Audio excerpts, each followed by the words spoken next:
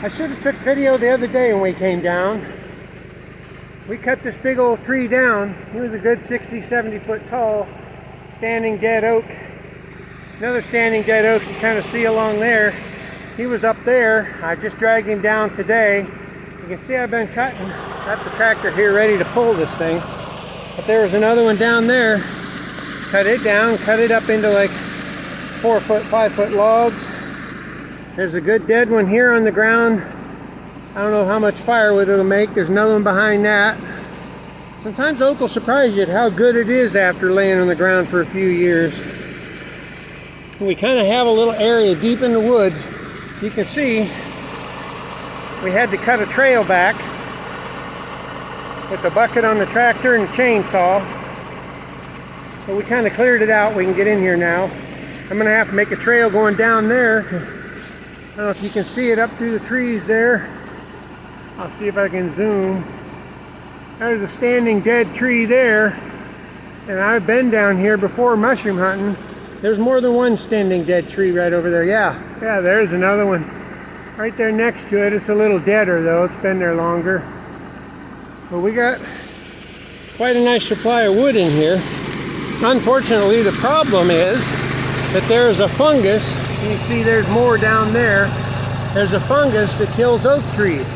In this section of the forest, we've got 2 or 3 acres here that just seems to be infested with it. And they say the only way to stave it off, you can't really cure it, but you can stave it off by cutting and hauling out infected trees and burning them. Well, that's what I intend to do. And this infection only takes a few years to go from a healthy tree to a dead tree. And if you know anything about oaks, like this one right here in the foreground, you see all them little side limbs coming out? They're only a couple years old. That's the first sign of infection. That's the first sign of infection. And like that one there, he might be, of course he doesn't have the little side limbs, so it might not be the case with him. I don't know. But that one there definitely had it. It was dead. That one up there was definitely dead. That one over there had been dead for years. You can see it's been standing there for a few years dead. But the inside of it's still really good white oak. I mean red oak. Red oak just has a smell. And you can tell red from white pretty easy by that smell. I'm not positive, but I'm pretty sure farther up this hill there's another big old dead oak.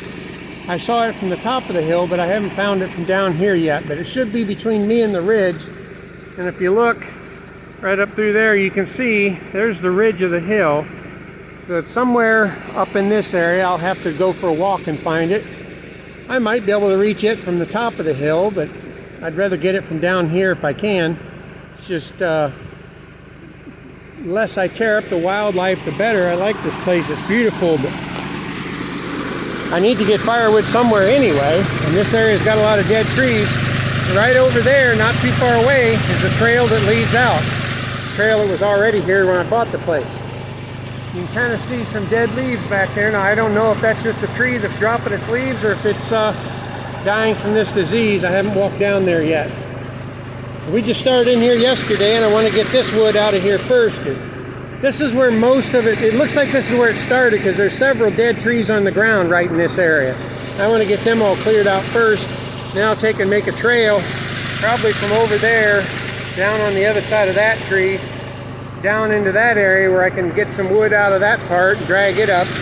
I tried dragging whole logs out of here. Problem is that might cause the trail to wash out and I don't want that to happen either. So anyway, I think I'm going to try to drag that big mother out of here. You'll want to watch. I already dragged the top half of it clear up to the top. That's how I figured out when I saw what it did to the trail. It's like, uh-oh, that trail might wash out first good rain. Better haul it out in trailers. So I had a big trailer load the other day, dragged it up out of here and got it most of the way home. And then the tongue fell off the trailer. So I've got to fix that too. Let's see if we can't drag this over there where it's just a little easier to get to with the trailer. Because you can see there's a lot of little stuff here that I don't want to have to drive over if I can help it. I don't want to have to move it twice. Getting up on this thing on a slant is kind of a trick.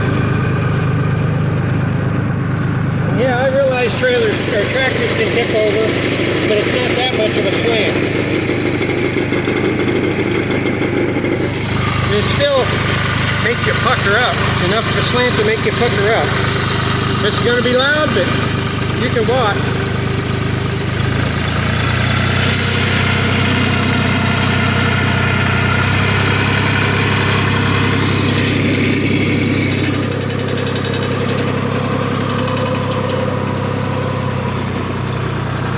Tighten up. There we go.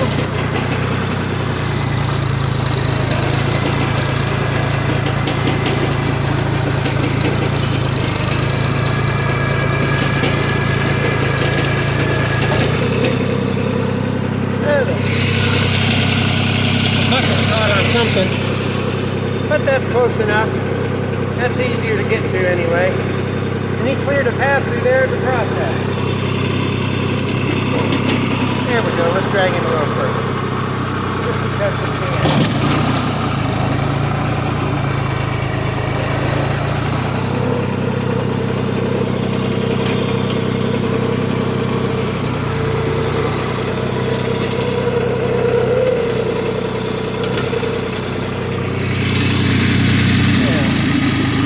Lighten it up, put it in neutral, got the tires turned, put the bucket down. Shouldn't slide too far with that bucket down. Now we'll just go unhook it. You can see the trail we made coming through here. Most of it was small trees. We tried to go around the big trees. There was a couple of them, about the size of this one, maybe one about that big. They had to be cut down. I cut them right down to the ground, so it's just a little bump in the road. We drive right over them. And that's what's going on this week in Spring Holler Farm. We can't burn anything. There's a burn ban here right now again. Second drought in one year. Haven't had rain in about 5, maybe 6 weeks. I didn't expect a second drought, so I didn't write it on the calendar. Now see, there's another little dead tree. It's not a very big one. There's another one over there too. There's lots of dead trees in here, lots of dead oaks. So if I can get rid of all the infected ones, I might save this part of the forest from being totally obliterated and keep it from spreading. Thank you so much for watching. Give us that thumbs up. We love them thumbs ups. And subscribe if you haven't. We got a lot more coming.